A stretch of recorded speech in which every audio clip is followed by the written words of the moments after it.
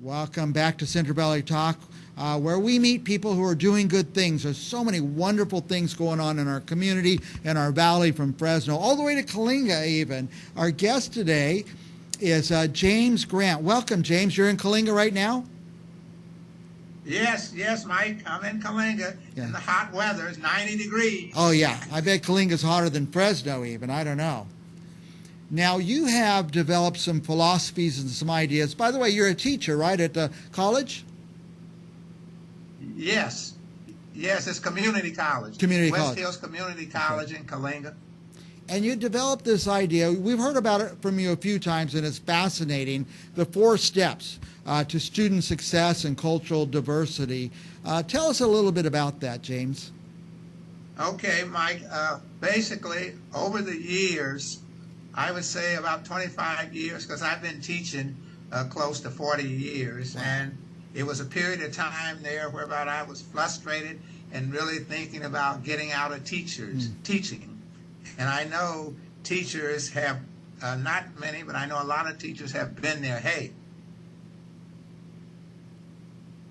I got to give this up. I got to do something else. Yep. And then I just did a lot of thinking, hey, I love my profession, and so I got to do something. And so then I came up with the 4 steps to student success and cultural diversity. And then the 4 steps are, one of them is self-awareness, the next one is feelings, the next one is values, and the last one is decision-making. Mm-hmm. And then I have activities under each one of the steps. And then the first step, self-awareness, is the most important step, because that's the foundation.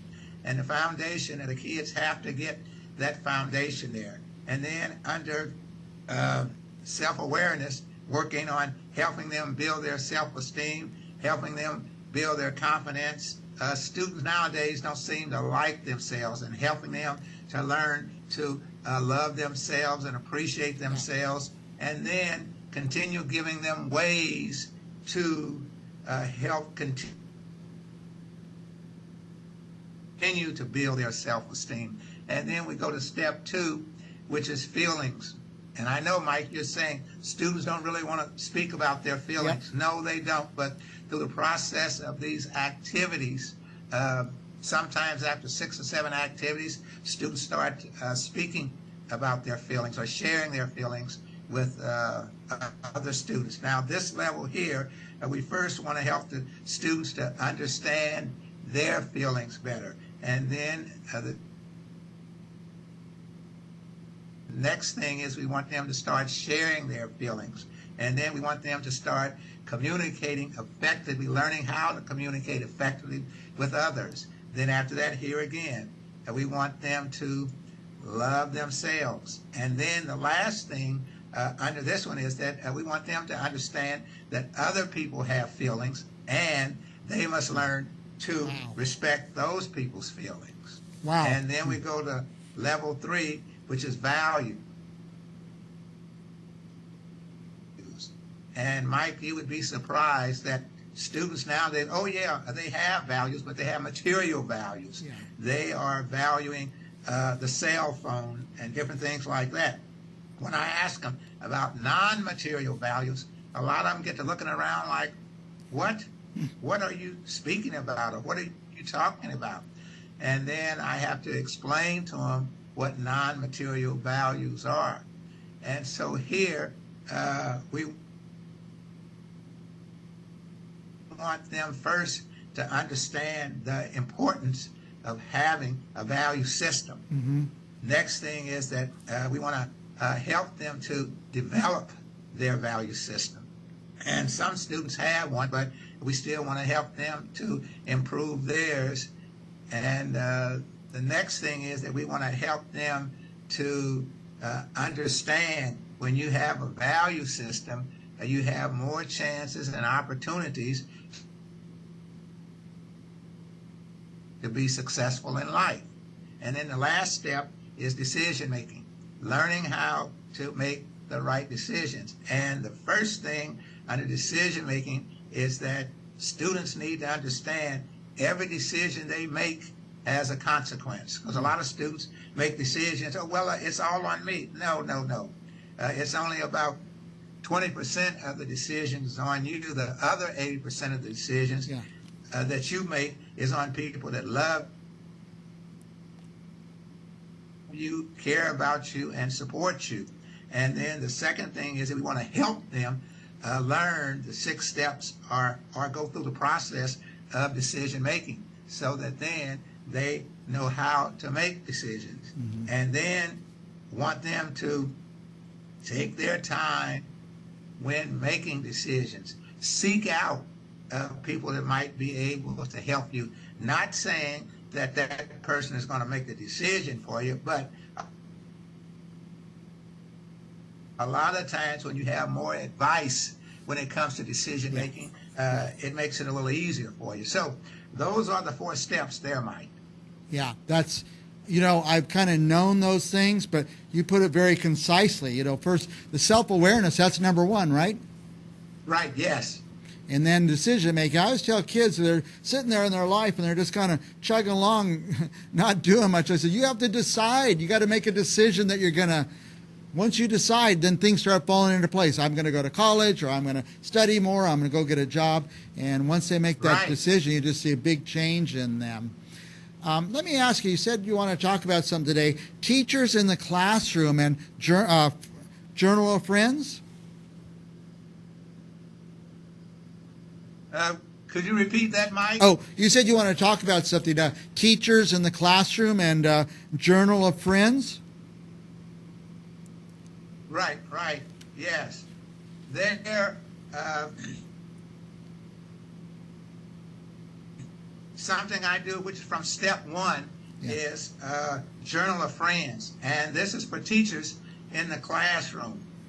It will make your job so much easier because all of us have been there as students as well as teachers, coming into a classroom, and then they have the little cliques in the classroom. You have the loner in the classroom. And a lot of times you have the bully in the classroom. And so I devised something called the Journal of Friends. Now, you could start this in junior high school or even the 6th grade. What happens is that every day, well, at least 2 or 3 times a week, you have a boy sitting with a girl, and then you do that throughout the whole class. I recommend, if it's junior high and high school, have a lottery. And so whoever draws number 1 sit together, the 1 sit together, 2s like that. But they have to sit together, and then for the first 10 minutes, they have to communicate. Now, you can give them subjects. Sometimes I do topics. Sometimes I do. Sometimes I don't. Then the journal part comes in, whereby they have to write their classmate's name, the date, and then 3 asterisks on the left side. And then they have to write 3 things down that's going to help them to remember their classmates. And I do this the whole semester. And then through the process of doing this, as a teacher, you will be amazed at how the dynamics of your classroom will change. Now, I forgot one thing. They have to sit there the entire period. They don't go back and sit with their buddies. They have to sit there the entire period. Now, think about this. Think about the bully. Most of the time, the bully doesn't have friends, or,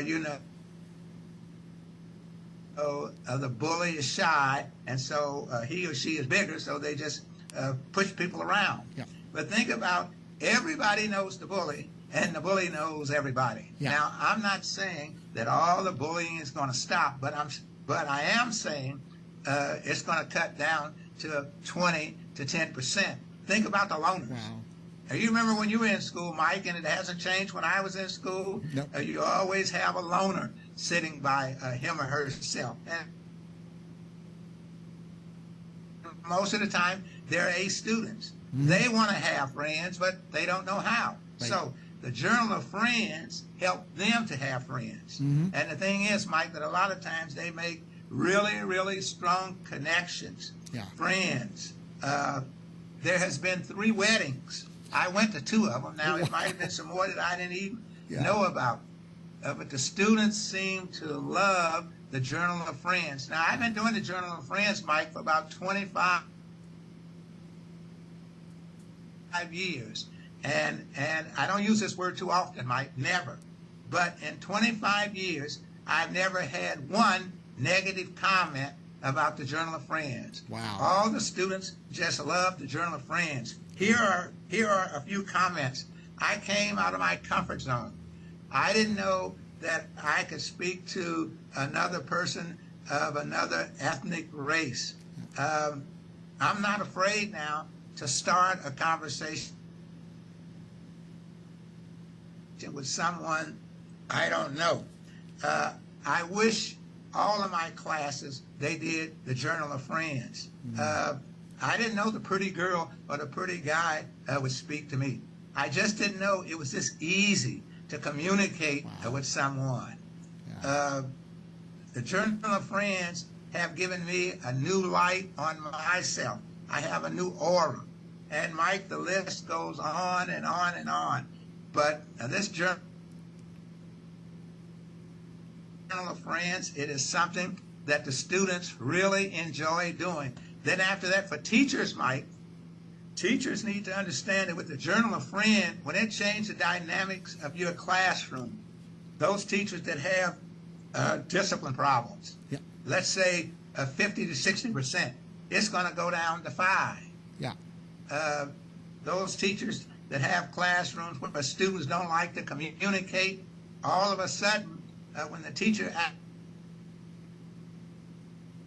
asks the question, now they will begin to communicate a little bit.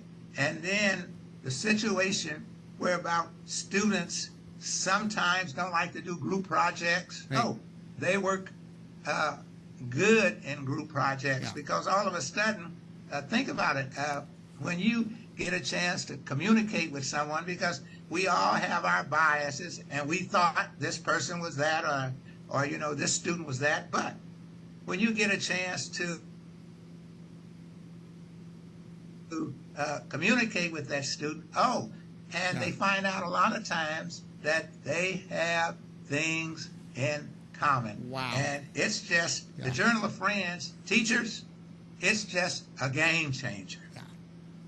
I'm going to show this video, James, to every teacher friend I have, and it's so inspirational. You know, I taught for years. I wish I would have done this every semester. And the kids, what a difference they would have in their education, because instead of always being afraid of each other or shy or not knowing what to say, it opens up this great communication between people. Right, yes. Oh, yes. And I have students that have called back and came back, you know, in the last 12 or 15 years old. Thank you for the Journal of Friends. I mean, the job that I work on now, I can communicate with anyone, you know, all different ethnic groups. That's great. And thank you so much, because when you first mentioned the Journal of Friends,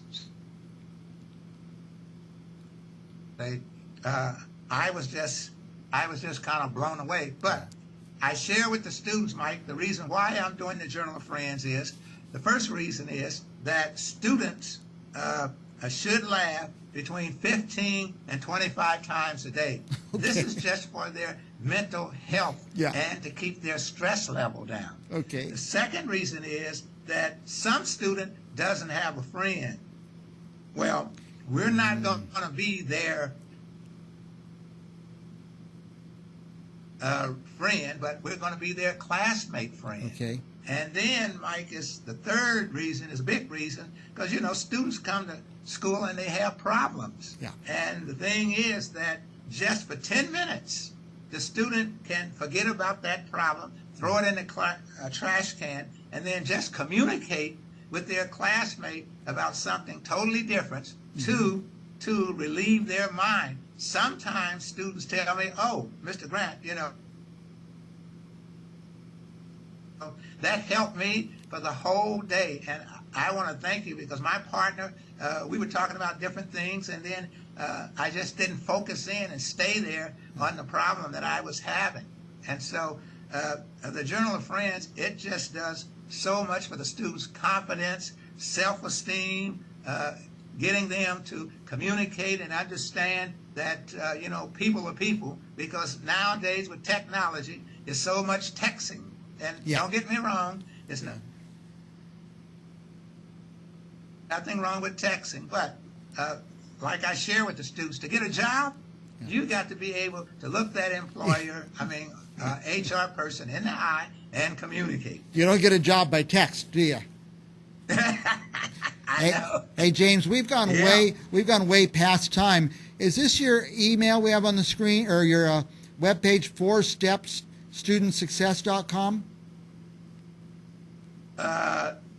No, it should be.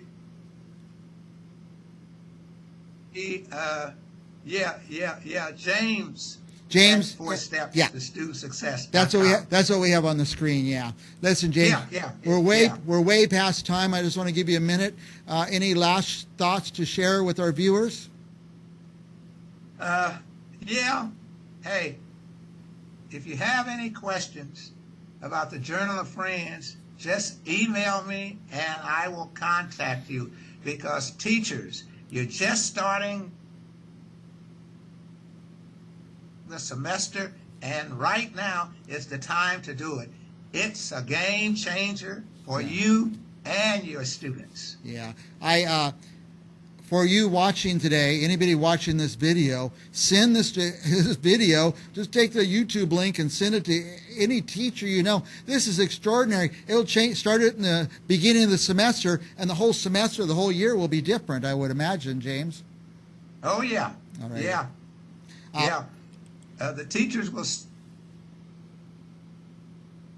see, probably, Mike, about halfway through the semester, they will see the changes in the students' demeanor, how their classroom will change. It will change for a more positive effect, and the students will be more open with each other, more friendly, and it's just a great thing. In the summertime, I have a lot of high school students and freshmen, and they just love it. Oh! Yeah. We need to do this. I wish we would have did this in junior high, but even now, I'm going to tell my teachers about it in high school. All right. We're way past time, James, and I want to thank you. This is one of the most extraordinary and inspiring interviews I've done ever, and I am truly going to forward this email to every teacher I can, and for those of you watching, I encourage you to do the same. James, thank you, and for our guests, stick around. We'll be back with more right after this.